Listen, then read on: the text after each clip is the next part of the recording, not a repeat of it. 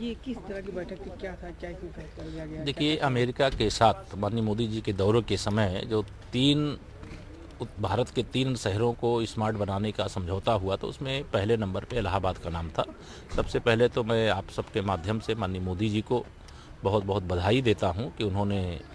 जब smart city के रूप में अमेरिका के साथ समझौते में किसी शहर को चुनना पड़ा तो उसमें पहला नाम इलाहाबाद का उन्होंने रखा।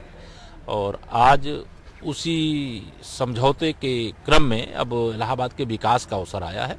और सभी जो यहाँ पर शहर के जो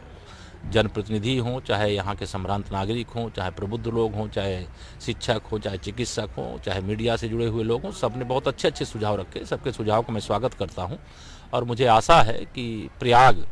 का जो एक धार्मिक महत्व है, शैक्षिक महत्व है, ऐतिहासिक महत्व है, इसको बरकरार रखते हुए और यह शहर वह स्मार्टनेस प्राप्त करेगा जो दुनिया में इसके टक्कर का दूसरा कोई शहर नहीं होगा, ऐसी मैं आशा करता हूँ। बैठक में किन तरह की बातों पर चर्चा हुई, इस पे कब आगे क्या होगा, इसमें क्या योजना देखिए, बनेगी, अभी काम कब शुरू लगभग होगा, क्या है? 3 महीने लगभग ये समझौता हुआ है और 3 महीने के समझौते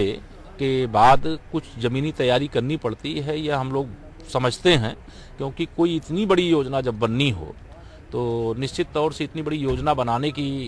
दृष्टि से पहले अगर ज़मीनी स्तर पर तैयारी नहीं होगी तो फिर अस्त व्यस्त हमारा काम होगा। इसलिए जब कोई भविष्य की इतनी बड़ी योजना बन रही है जिसमें आने वाली कई पीढ़ियां मतलब प्रयाग के अंदर सुख से अपना जीवन बिता सकेंगी, उसके लिए जल्दीबाजी में होना भी नहीं चाहिए। जिस हिसाब से तैयारी चल रही है वो ठीक चल रही है और हमें उम्मीद है कि चाहे यहाँ का कुंभ मेला हो, माघ मेला हो, चाहे यहाँ का इलाहाबाद विश्वविद्यालय हो, चाहे यहाँ के जो भी ऐतिहासिक हमारे स्थान हो, चाहे चिकित्सा के क्षेत्र में हो, चाहे यातायात के क्षेत्र में हो, हर क्षेत्र में बड़े कदम उठाए जाने की संभावना है और उस पर हम लोगों की बातचीत हुई है। और आज जो बातचीत हुई तो खुली चर्चा है, इस पर हम लोग अभी फिर से चर्चा किस करेंगे। तरह का विकास होगा, क्या क्या योजनाएं और आएंगी शहर में? देखिए, विकास में मैं समझता हूँ शिक्षा, चिकित्सा यह तो सबसे बड़ी ज़रूरत है, वो तो होगा ही। यातायात इलाहाबाद की बड़ी समस्या है।